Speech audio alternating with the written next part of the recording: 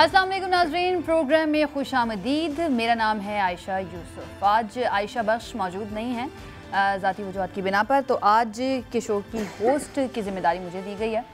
तो आगाज़ करते हैं जी। कौमी असम्बली का इजलास बिल आखिर तलब कर लिया गया है। इंतहाई अहम इजलास इसको करार दिया जा रहा है। 25 मार्च की डेट दी गई है। अब देखना ये है कि उस दिन क्या होता है। क्या फातह ख़्वानी के बाद इजलास मुलतवी कर दिया जाएगा या फिर अदम एतमाद की तहरीक पेश होगी, ये अहम सवाल है। अपोजिशन ने पहले ही 14 दिन की डेडलाइन के बाद इजलास बुलाने के जो स्पीकर का इकदाम था, इसको आइन शिकनी करार दे दिया और कहा है कि ये गैर आइनी इकदाम किया गया है।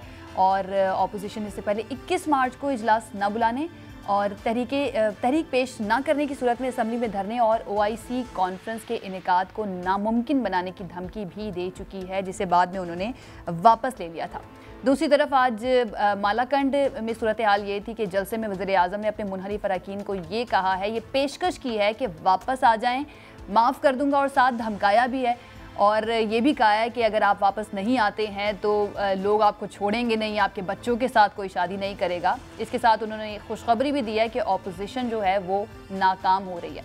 अहम बात यह है कि वज़ीर आज़म ने आज फिर मुखालिफिन के नाम जो वो मुख्तलिफ अपनी स्पीचेस में हमने देखा कि बिगाड़ते हुए नज़र आते थे। पिछली कुछ तकारीर में उन्होंने गुरेज़ किया था, लेकिन आज एक मरतबा फिर उन्होंने अपने मुखालिफिन के नामों को बिगाड़ा है। और कल हुकूमत मुनहरिफ अरकान के ख़िलाफ़ आइनी तशरीह के लिए सुप्रीम कोर्ट में रेफरेंस भी दायर कर रही है। और ये सवाल पूछा जाएगा या तशरीह की जाएगी सुप्रीम कोर्ट से कि मुनहरिफ अरकान जो है उनके ख़िलाफ़ आर्टिकल 62-63 के तहत कार्रवाई हो सकती है या नहीं हो सकती है।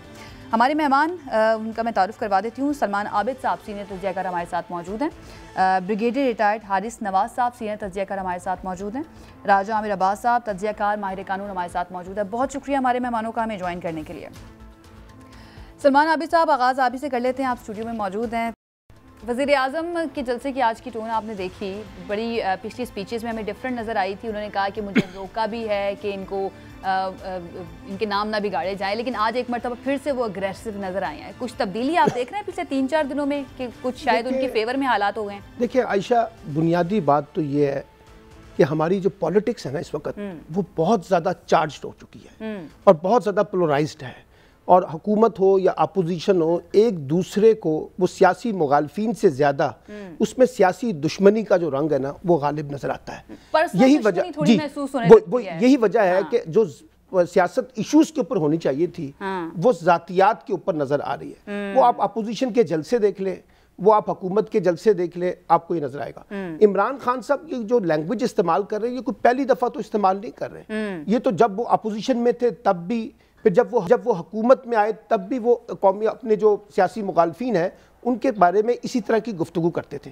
लेकिन हाफिजाबाद के जलसे में जरा टोन जो है वो बड़ी मुख्तलिफ थी, तो हमने अंदाजा लगाया शायद कुछ मामलात जो हैं वो सेटलमेंट की तरफ चले गए हैं और वो जो गुस्सा है वो कुछ कम हुआ है। लेकिन उसके बाद फिर हम देख रहे हैं कि जिस तरह से सियासी टेम्परेचर बढ़ रहा है और जैसे जैसे तरीके अदम एतमाद का मामला करीब आ रहा है तो आपको हुकूमत और अपोजिशन के दरमियान जो है वो तनाव नजर आ रहा है। और उसकी एक बड़ी वजह तो ये है कि अब इत्तेहादी जमातों से ज्यादा बड़ा इशू जो है वो PTI के अपने अंदर जो बागी अरकान है उनके बारे में बनता जा रहा है। लेकिन इस शिद्दत का एक फायदा इमरान खान साहब को ये हो गया कि खबरें ये हैं कि 5-6 लोग जो हैं वो वापसी का रास्ता इख्तियार करना चाहते हैं। कल परसों वो इमरान खान साहब से मुलाकात भी करेंगे और कहेंगे कि हमसे गलती हुई है, जो आज उन्होंने कहा भी है।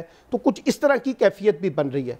दूसरा बड़ी दिलचस्प बात यह हुई है कि पिछले 2 दिन के अंदर इत्तेहादी जमातें जो बड़े जोरों शोर से हुकूमत मुखालिफ बयानात दे रही थी उसमें भी ठहराव आ गया। यानी अब मुस्लिम लीग काफ में भी ठहराव है, इस वक्त बाप पार्टी में भी ठहराव है, GDA और MK में भी ठहराव है। अगरचे अपोजिशन दावा करती है कि उनके साथ हमारे मामलात तय हो चुके हैं, अभी तक ऑफिशियली अनाउंसमेंट किसी इत्तेहादी जमात ने नहीं किया। लेकिन एक जो सबसे बड़ा सवाल है, जो कल अगर हुकूमत जा रही है सुप्रीम कोर्ट में और 63A की तशरीह कर रही है, उससे एक डर और खौफ जो है ना वो बागी अरकान के ऊपर पड़ गया है। और उनको लगता यह है कि कहीं अगर हमने वोट डाला हुकूमत के खिलाफ, इमरान खान के खिलाफ, तो कहीं नाहिली की जो तलवार है चाहे वो वोट डालने के बाद ही आए, वो लटक सकती है। और बहुत से लोग ये कहते हैं ये ताहयात नाहिली भी हो सकती है। तो एक खौफ तो हमें नजर आ रहा है। यही वजह कुछ वीडियोस आप देख रही हैं उन बागी अरकान की जो बार बार सोशल मीडिया पे आ रही हैं कि स्टिल हम इस वक्त तहरीक इंसाफ के साथ हैं। तो इस वक्त एक खेल जो है, प्रेशर भी आप देख रहे हैं, जिस तरह से वीडियोस बना रही हैं, वो जरा बड़े दिलचस्प मरले में दाखिल हो गया। बिल्कुल ऐसी है। ब्रिगेडियर साहब, आपको क्या लगता है, अब पिछले 2-4 दिन की अगर हम बात करें, हमें वज़ीर आज़म थोड़े से अग्रेसिव नजर आ रहे हैं और दूसरी तरफ ऑपोजिशन अरकान जो हैं उनके बयानात या उनकी बातों से, उनकी बॉडी लैंग्वेज से ऐसा महसूस होता है कि थोड़े से पैनिक हो गए हैं। कहीं वाकई में टेबल टर्न तो नहीं हो गया? देखें आयशा, बात यह है कि इस वक्त सिचुएशन बहुत सियासी माहौल जो गर्म हुआ है और जिस तरीके से प्राइम मिनिस्टर पाकिस्तान ने ये जलसे किए हैं और आवाम की स्ट्रेंथ शो की है, ये भी एक अपोजिशन के ऊपर काफ़ी प्रेशर आया और उन लोगों के ऊपर जो पार्टी से मुनहरिफ हो रहे थे उनके ऊपर प्रेशर है कि व्हाट हैपन्स हमारे घरों में, हमारी एक पॉलिटिकल कैरियर जो है उसको क्या फ़र्क पड़ेगा। ख़ास तौर पे कि जी अगर हम ये वाकई जाके पार्टी के ख़िलाफ़ वोट दे देते हैं तो उसके बाद जिस तरीके से सोशल मीडिया काम कर रहा है, सोशल मीडिया का बड़ा इफेक्ट हुआ है, वो बहुत प्रेशर उनके ऊपर है, पार्टी के ऊपर वो कर रहे हैं। तो आई थिंक ये एक सोचने की बात है। लेकिन जाहिर है कि कल जब एक तशरीह होती है supreme court Pakistan live ban की बात करते हैं या पहले वोट पाने से पहले अगर पार्टी प्रेसिडेंट स्पीकर को लिख देता है जी कि I am likely they will go and vote against that, इनको काउंट ना किया जाए, ये कुछ ऐसे सवालात हैं जिससे इनका पॉलिटिकल कैरियर को बहुत फ़र्क पड़ सकता है। और आई पर्सनली थिंक कि जिस पार्टी पे आप सिलेक्ट होते हैं, किसी पार्टी पे, अगर आप PMLN का वोटर एक MNA है उनकी पार्टी पे सिलेक्ट हुआ है टिकट पे, he has no right to cast vote against PMLN। और या फिर उसके बाद वही तरीका होता है कि आप रिज़ाइन करें, then take ticket from other party and then contest election and become winner if you win that.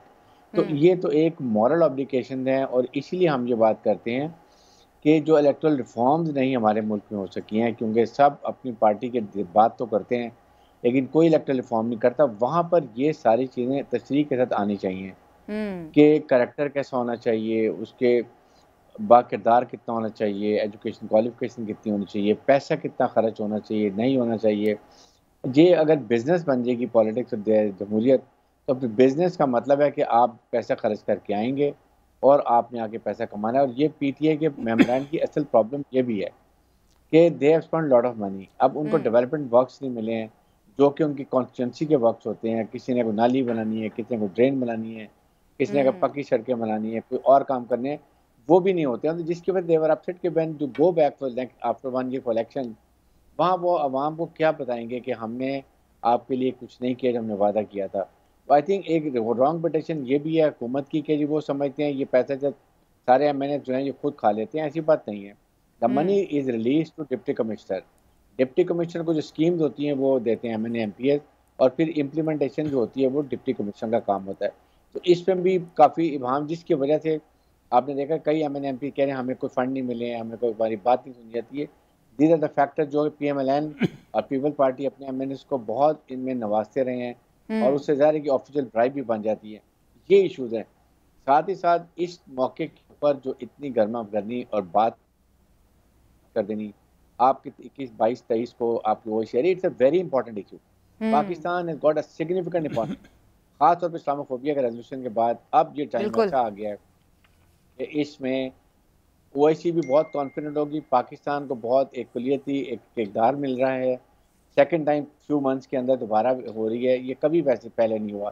तो कुछ चीज़ों के अंदर नेशनल इंटरेस्ट के अंदर हमारी ऑपोजिशन को कुछ चीज़ों को एक्सेप्ट करके थोड़ा सा कूल डाउन करना चाहिए। और 23 से 25 को डेट आ गई, 2-3 दिन से क्या फ़र्क पड़ेगा, बट आई थिंक उन दिनों में होना वाज नॉट रिकमेंडेड। बिल्कुल, लेकिन लगता है ना ब्रिगेडियर साहब के इसी पॉइंट के ऊपर अब वो सियासी बयानात सामने आ रहे हैं और स्पीकर के खिलाफ कहा जा रहा है कि ये गैर आईनी इकदाम किया है या नहीं किया। क्या स्पीकर के पास इतना क्वेश्चन होता है कि 2-4 दिन ऊपर नीचे कर ले कानूनी तौर पर? राजा अमीर अब्बास साहब से ही जान लेते। राजा अमीर अब्बास साहब, क्या वाकई स्पीकर साहब ने 14 दिन के अंदर इजलास ना बुलाकर आइन शिकनी की है, गैर आइनी इकदाम किया है, या फिर उनके अंदर आइन के अंदर ऐसा क्वेश्चन कोई मौजूद है कि वो थोड़ा सा ऊपर नीचे कर सकते हैं वो दिन को?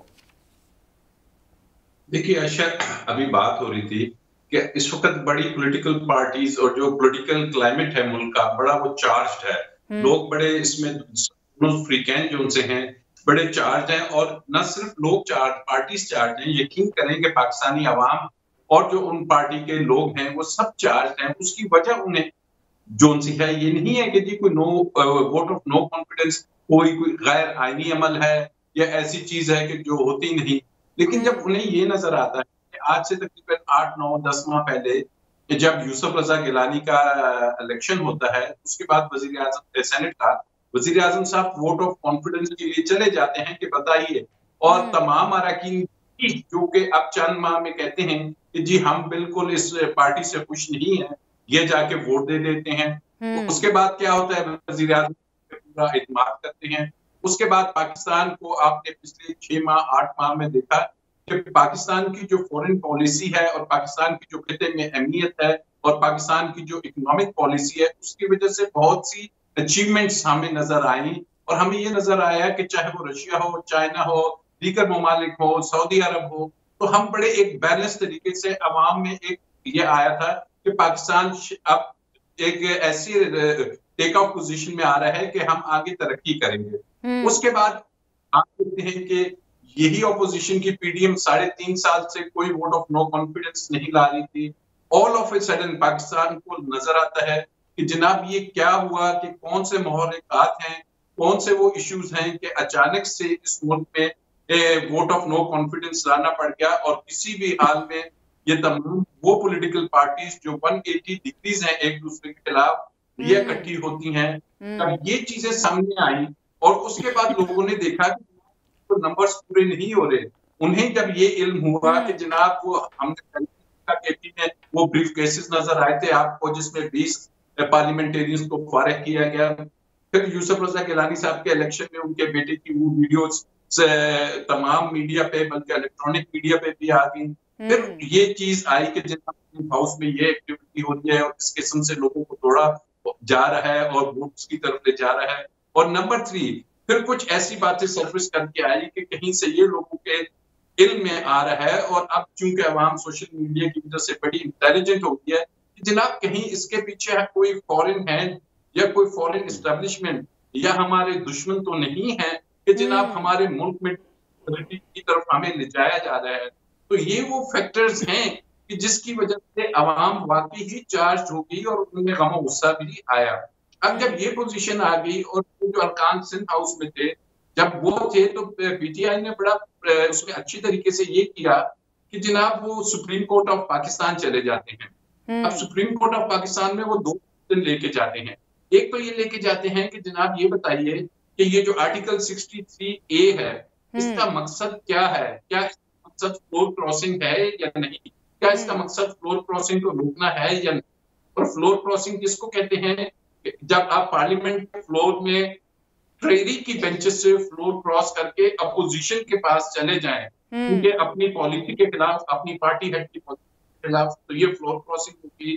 तो उसमें उन्होंने ये क्वेश्चन रखा सुप्रीम कोर्ट के पास कि क्या ये वोट्स वैलिड होंगे, क्या इनको गिनती में शुमार किया जाएगा। और नंबर 2 बड़ा इंपॉर्टेंट, जिसपे मैं तो काफी हद तक क्लियर हूँ, क्योंकि आइन में 2 शिकें हैं कि जो डिस्क्वालिफिकेशन करती हैं। एक है आर्टिकल 62, बहुत से लोग नवाज शरीफ समेत, जहांगीर तरीन समेत डिस्क्वालीफाई हो गए हैं। और 2018 में सुप्रीम 5 रुकनी बेंच बना था और उधर यही क्वेश्चन आया था कि जी क्या ये डिस्क्वालिफिकेशन ताहयात है, परपेचुअल है, जो किसी खास मुद्दत के लिए है। तो सुप्रीम कोर्ट ने ये फैसला दिया था कि जनाब चूंकि आईने पाकिस्तान में मुद्दत नहीं है, तो इसका मतलब है ये ताहयात है।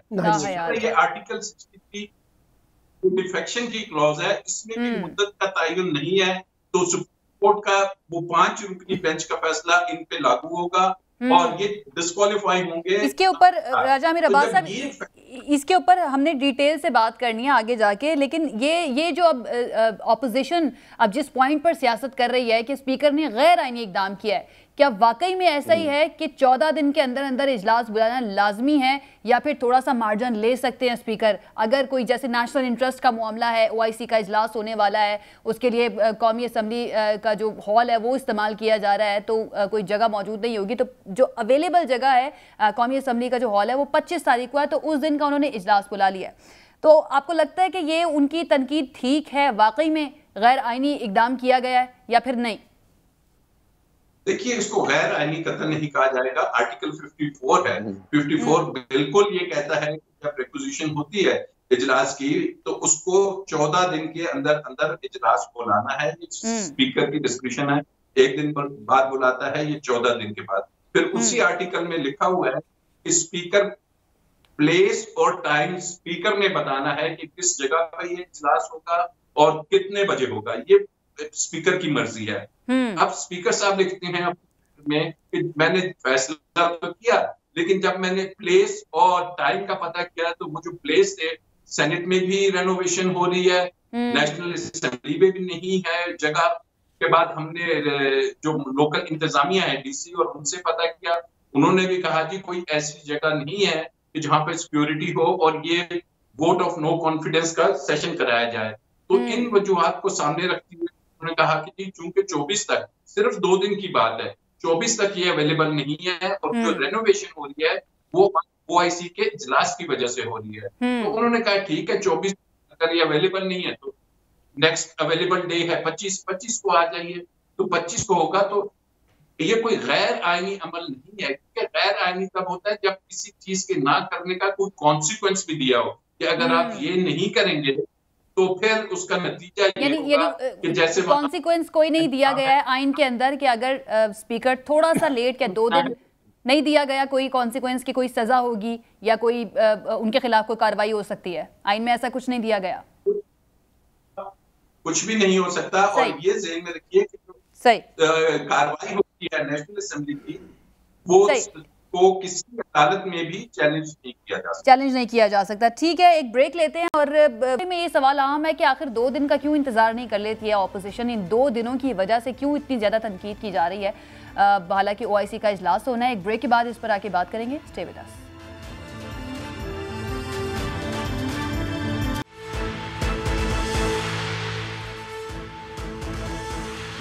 जी नाजरीन, ब्रेक के बाद खुशामदीद। ब्रेक पर जाने से पहले हम डिस्कस कर रहे थे कि आखिर क्यों 2 दिन के डिले को, अगर 2 दिन के बाद इजलास बुलाया जा रहा है तो अपोजिशन इसके ऊपर इतनी ज़्यादा तनकीद क्यों कर रही है। हालांकि राजा मीर अब्बास साहब कह रहे हैं कि स्पीकर के खिलाफ फिर कोई कार्रवाई नहीं हो सकती और कोई कॉन्सिक्वेंस भी नहीं है अगर वो थोड़ा सा डिले कर भी लेते हैं इस इजलास को। सलमान अबी साहब, आपकी इत्तलात क्या है, क्यों आखिर अपोजिशन को इंतज़ार नहीं हो रहा? सिर्फ 2 दिन की तो बात है। देखिए ना, बात यह है, एक इंतज़ामी मसला है, इसको 1 या 2 दिन तक आगे लेके जाना। अगर इमरान खान की हुकूमत ने जाना है 2 दिन पहले या 2 दिन बाद तो उसने जाना है, लेकिन सवाल ये है कि यहाँ जो एक पॉलिटिकल एडवेंचर की गेम हो रही है और इस वक्त अपोजिशन जिस किस्म के पॉलिटिकल एडवेंचर को क्रिएट करने की कोशिश कर रही है, कभी वो इस तरह से तासुर देते हैं कि इस्टेब्लिशमेंट जो है वो हमारे साथ खड़ी है, कभी वो ये तासुर देते हैं कि इत्तेहादी जमातें हमारे साथ खड़ी हैं, कभी वो ये कहते हैं कि जी हुकूमत जो है वो खुद सियासी ब्लैकमेलिंग का शिकार हो रही है, कभी ये कहते हैं कि ताखीरी हरबे इख्तियार किए जा रहे हैं। देखिए ना, अब कौमी असम्बली का इजलास तो बुला लिया गया है, अब वो जब 25 को इजलास होगा तो अगले 5-7 दिनों के अंदर अंदर ये फैसला हो जाएगा ना कि किसने रहना और किसने जाना है। तो इसलिए मैं ये समझता हूँ कि अब इन इशूज़ पे उठाना, गुफ्तगू उठाना, इसका कोई फायदा नहीं है। मसलन कल बिलावल साहब ने जज्बातियत में आके ओआईसी के बारे में बयान जारी कर दिया जिसकी कोई मंतक नहीं थी, फिर आधे घंटे के बाद उनको वापस अपना यू टर्न लेना पड़ा और फिर आके मुत्तहिदा अपोजिशन ने एक और बयानिया जारी कर दिया। तो सवाल ये है कि, और मैं तो बड़ा हैरान हूं इस पूरे खेल में किस तरीके से माशाल्लाह नई कैबिनेट का अनाउंस भी कर दिया गया है, नए गवर्नर के ऐलानात भी हो चुके हैं, सदर पाकिस्तान के ऐलानात भी हो रहे हैं, वजीर आजम के, और शहबाज शरीफ साहब ने तो माशाल्लाह ऐसे इंटरव्यू दिया है कि जैसे उनकी कुर्रा फाल उनका निकल आया है और वो वाकई वजीर आजम बन गए हैं और वो बता रहे हैं कि जनाब मैं ये करूंगा और ये नहीं करूंगा। तो मैं ये समझता हूं कि ये जो इस किस्म की एम्बिग्युइटी क्रिएट कर रहे हैं, इसका फायदा किसको होगा? देखिए ना, पाकिस्तान, मैं बार बार एक बात कह रहा हूं, इस वक्त पाकिस्तान जिन हालात से गुजर रहा है, चाहे वो पाकिस्तान के दाखिली सियासी मसाइल हैं या माशी मसले हैं या इलाकाई सियासत है, अफगानिस्तान का बुरहान है, बाकी मामलात हैं, वहाँ किसी किस्म का कोई पॉलिटिकल एडवेंचर हम अफोर्ड करने की पोजीशन में नहीं है। हमें तो इस वक्त एक पॉलिटिकल स्टेबिलिटी चाहिए, एक रीजनल स्टेबिलिटी चाहिए। उसमें जब हम जाकर ये खेल खेलने की कोशिश कर रहे हैं, और जैसे राजा आमिर अब्बास साहब ने एक तरफ निशानदेही की है कि बाज़ औक़ात ये तासुर मिलता है कि कोई बाहर के लोग हैं जो कुछ इश्यूज के ऊपर पंपिंग कर रहे हैं यहाँ पर और कुछ लोगों को खड़ा करने की कोशिश कर रहे हैं। अब आप देखिए ना, शहबाज शरीफ साहब को इस बात पे उनके पेट में मरोड़ उठ रहा है कि आपने एब्सोल्युटली नॉट क्यों कहा है। हमजा शहबाज ये कहते हैं कि आपने जलसे में यूरोपियन यूनियन के बारे में क्यों बात की है, और वो कह रहे हैं कि जी अमेरिका को नाराज करने की जरूरत क्या है, शहबाज शरीफ साहब ये कहते हैं। सो मैं ये समझता हूं कि जब हम इस तरह के एक खेल बनाने की कोशिश कर रहे हैं तो इस खेल का नतीजा तो समझ आ रहा है ना कि कुछ लोगों को लग रहा है कि जनाब ये जो मौजूदा निजाम चल रहा है इसको हर सूरत, देखिए ना मैं आपको बताऊं, मौलाना फजलुर रहमान कहते हैं बाहर आए ना आए मैंने खजा पैदा करनी है, यानी हर सूरत में मैंने इमरान खान को निकालना है। भाई अब मसला इमरान खान को निकाल दें, आप निकल जाएंगे इमरान खान, चले मान लेते हैं, उसके बाद क्या करेंगे आप लोग? ये जो भानुमति का कुंभा सारा का सारा जोड़ा हुआ है आपने अपोजिशन के ऊपर, जो एक दूसरे के कपड़े तक उतारने के लिए तैयार हो जाते हैं, ये सारे कैसे चलेंगे आगे मुझे बताइए तो सही। कोई रोड मैप है इनके पास? जो आपने बात की है इसके ऊपर, इसका तासुर सही तौर पर इसलिए भी मालूम होता है कि हमारे पास मिसालें भी तो मौजूद है दुनिया में कि किस तरह से जो सुपर पावर्स हैं वो जो मुल्क होते हैं, छोटे ममालिक, उनके अंदर वो इंटरफेयर करते हैं। जैसे कि आपको याद होगा यूक्रेन के अंदर रूसी नवाज हुकूमत जो थी उसको गिराने के लिए ऑपोजिशन को किस तरह से पैसे दिए गए थे अमेरिका की जानिब से। ब्रिगेडियर साहब, ये जिस तरह से बिलावल साहब ने बात की कि हम भी देखेंगे कि ओआईसी का इजलास जो है वो किस तरह से होता है, धरना दे देंगे, नहीं होने देंगे, उसके बाद खैर थोड़ी देर बाद उन्होंने इस बयान को वापस भी ले लिया। क्या समझते हैं कि वाकई में कोई कॉल गई उनको कि इस तरह का बयान जो है ये ठीक नहीं था, इसको वापस लें फौरी तौर पर, और फिर उन्होंने ये काम किया कि वापस लिया बयान? I think he is a young politician है, अभी नए मर्ज कर रहे हैं, because out of share emotion में उन्होंने ऐसे बात कर दी होगी, अदरवाइज उनको डेफिनेटली ये स्टेटमेंट ऐसे नहीं देनी चाहिए। ये एक बहुत अहम इजलास होने जा रहा है, जैसे हमने पहले डिस्कस किया था, और इसको पूरे मुल्क को सपोर्ट करना चाहिए। It is not a question of opposition और गवर्नमेंट और any every citizen Pakistan should ensure कि it become a success. Second, दो तीन बातें जो बहुत सलमान से मैं बिल्कुल मुत्तफिक हूँ कुछ बातों के ऊपर। क्या इस वक्त हमें मुल्क में स्टेबिलिटी चाहिए या हमें इंस्टेबिलिटी चाहिए? नंबर टू, अपोजिशन जो ये क्या आना चेंज करना चाह रही है, उनके पास do they have any solution? क्या उन्होंने पाकिस्तान के अवाम को, इंक्लूडिंग मुझे, सलमान साहब को और राजा आमिर अब्बास को, कोई ऐसा सोल्यूशन दिया है कि जी हम आके ये कुछ करेंगे और पाकिस्तान के लिए क्या कुछ कर देंगे, हालात बदल देंगे, इकोनॉमिक रिवाइवल कर देंगे, दूध की नहरें चला देंगे, आसमान से तारे तोड़ के ले आएंगे, पाकिस्तान को बड़ी स्ट्रॉन्ग इकोनॉमिक वाइबल स्टेट बना देंगे और हम ये कर देंगे, then we all agree, okay, no issue. Otherwise democratic process में अगर एक साल और रह गया इलेक्शन, ये इस साल के एंड में अगर इलेक्शन होते हैं तो व्हाट इज द पर्पस? और फिर सेकंड, क्या ये गवर्नमेंट जब दूसरी आती है जिसमें पीपल्स पार्टी और पीएमएलएन दोनों राइवल पार्टीज हैं, they have to go against in general elections, फिर उसके बाद मौलाना फजलुर रहमान, तो देखें उनको तो मैं I don't respect him at all, इसलिए कि he is a power hungry man. उनको पाकिस्तान से कोई मोहब्बत नहीं है। ही वांट्स कि he should be in the parliament, he should be in the ministry and he should be on the driving seat, जो कि इस वक्त वो नहीं है और उनको मौका मिला है और बड़ी सख्त ऑपोजिशन ने उनको मेरे ख्याल में एक बहुत बड़ी एक इम्पॉर्टेंट पोस्ट भी ऑफर की हुई है, जिसकी वजह से ही डूइंग एवरीथिंग। बात यह कि इस मौके पे इन हालात में जब ये सारी ऑपोजिशन मिलेगी तो क्या खिचड़ी पकेगी, कितनी टांगे एक दूसरे खींचेंगे, कितनी पावर स्ट्रगल होगी। पीपल्स पार्टी वांट के इलेक्शन टाइम पर हो, अभी जनरल इलेक्शन नहीं होने चाहिए, पीएमएलएन वांट इमीडिएटली हो जाए। ये जब लड़ाई झगड़े होंगे तो पाकिस्तान का क्या बनेगा? एग्जैक्टली इस वक्त क्या political prevailing overall environment, Russia, Ukraine, Pakistan, America के ताल्लुकात, अमेरिका पाकिस्तान नाराज, 55 हमें $million का नेशनल बैंक को उन्होंने पेनल्टी डाली है उनके सेंट्रल बैंक ने, जस्ट टू शो अनोयंस कि पाकिस्तान रशिया क्यों गया। उसके बाद इंडिया के हालात, अफगानिस्तान के हालात।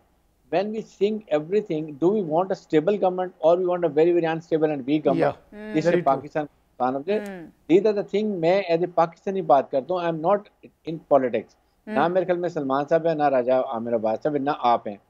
Just dispassionately as a Pakistani we feel कि इस वक्त जब वो इस जगह इन्फॉर्स हो रहा है और ये 2 दिन से क्या फर्क पड़ जाएगा। No sky is going to fall.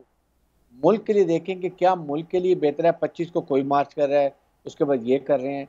आप 25 को इजलास हो रहा है, 1-2 दिन की स्पेस दें। 22-23 को आपको पूरी दुनिया आ रही है यहाँ पर, उसके बाद पाकिस्तान डे परेड है, फिर उसके बाद 1 दिन के बाद आप 25 को रख दिए। तो आई थिंक ये चीज़ें हमें ज़रूर सोचनी चाहिए कि पाकिस्तान के लिए क्या इम्पोर्टेंट है। पाकिस्तान है तो हम है, पाकिस्तान है तो पाकिस्तान का आइन भी उसी सूरत में महफूज है कि पाकिस्तान है। खुदा और न ब्रिगेडियर खास्ता साहब, ये इतने सीजन्ड पॉलिटिशियंस, इतना इनका तजुर्बा, क्या इनको ये सब बातें क्या मालूम नहीं होंगी?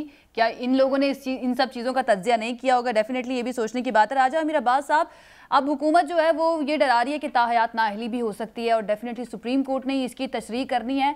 आपको मुमकिन नज़र आ रहा है कि वाकई में ऐसा हो सकता है? और उसमें यह भी बात है कि ये वोट डालने से पहले नाअहली हो सकती है या फिर वोट डालने तक इंतज़ार करना होगा और उसके बाद कार्रवाई होगी? देखिए, अभी उससे पहले ब्रिगेडियर साहब ने बड़ी इंपॉर्टेंट चीजें बताई और सलमान साहब ने भी, और आपने भी कहा कि जी इन्होंने तो अपनी कैबिनेट भी अनाउंस कर दी और बड़ी हाई पोजीशंस भी अनाउंस कर दी, और कैबिनेट में गालिबन जो हमें शुनीद आई कि गालिबन बिलावल भुट्टो साहब को फॉरेन मिनिस्टरशिप की ऑफर की गई है, और फॉरेन मिनिस्टर का ये वाला रवैया था जो कल हमने देखा। तो फिर आप देखिए कि आने वाले फॉरेन मिनिस्टर के बारे में क्या ये मुल्क और इस मुल्क के अदारे उस पर एतबार करेंगे।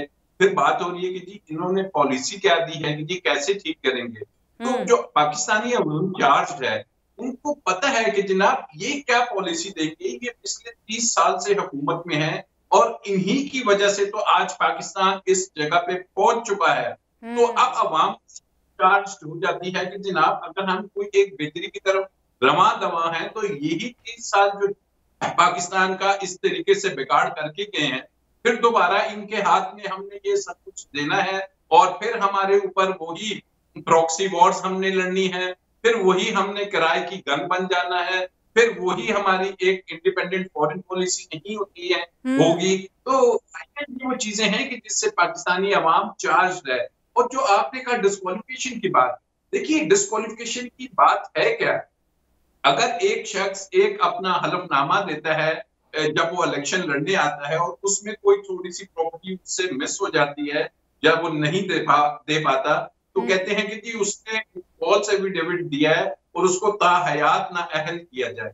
यहाँ तो अपनी हल्के की जो वोटर्स हैं उसके साथ आके धोखाधड़ी कर रहा है, उनके को एक गलत एफिडेविट दे के आ रहा है और वो आके कहता है, क्योंकि ये जो कहा जा रहा है ना कि जमीर की आवाज है, आयशा ये आईनी तरीके से जो सुप्रीम कोर्ट ने कल कहा कॉन्फिडेंस को लेकर चलिए, तो आइन अंडर आर्टिकल 63A किसी भी शख्स को अपने जमीर की आवाज पे वोट देने का इख्तियार और हक नहीं देता है।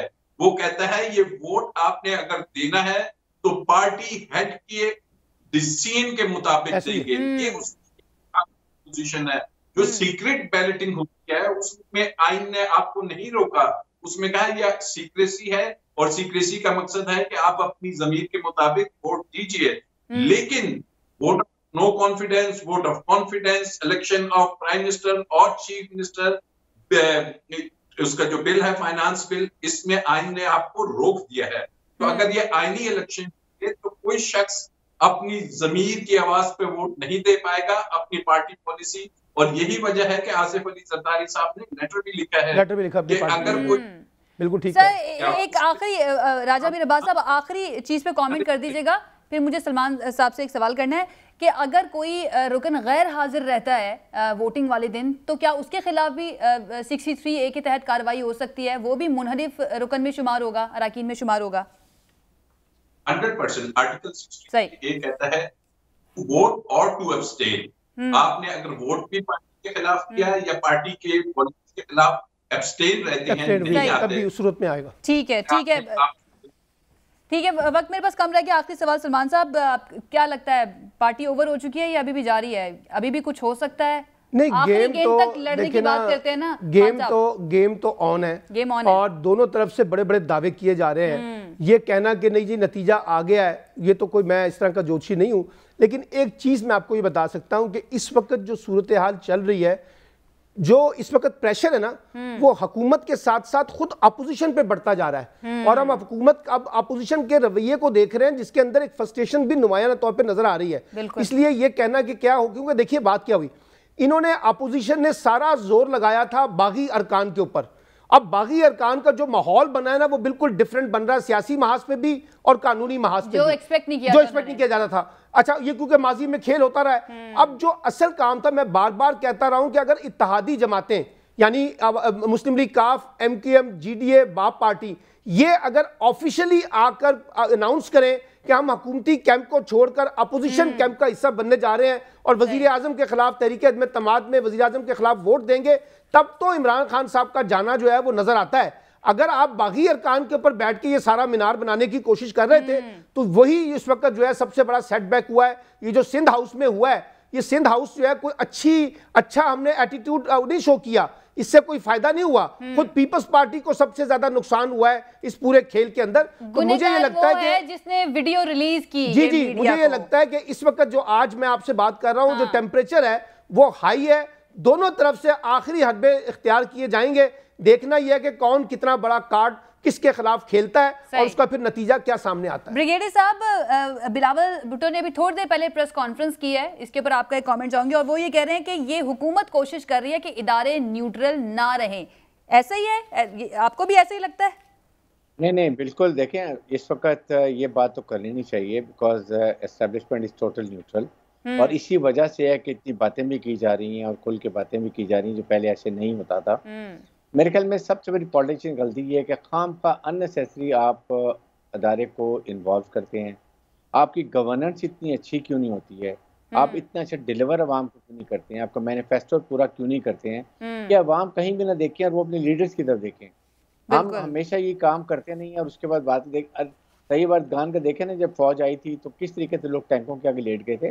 That is what is the leadership and that is what is governance. आप ये काम करें बजाय इसके कि 1-2 दिन के लिए करने के लिए आपने इतने इशू बनाया हुआ है, और मुल्क जो एनिमी का नैरेटिव है कि खुदा न खास्ता पाकिस्तान के अवाम और फौज को दूर करो, फौज को कमज़ोर करो और पाकिस्तान के छोटे हिस्सों में काटो, अल्लाह न करे, और फिर उसके बाद आप कर लो, ये चीज़ें हमें अवॉइड कर, हम गलती से इनएडवर्टेंटली हमारे ऑपोजिशन लीडर ये बातें कर रहे हैं जो कि हमें इस नैरेटिव को डिफीट करना चाहिए। बिल्कुल, इनसे अवॉइड भी करना चाहिए। बहुत शुक्रिया हमारे मेहमानों का हमें ज्वाइन करने की। तो हमारे पास खत्म हो गया है, इजाज़त दीजिए, अपना ख्याल रखिए, अल्लाह हाफिज़।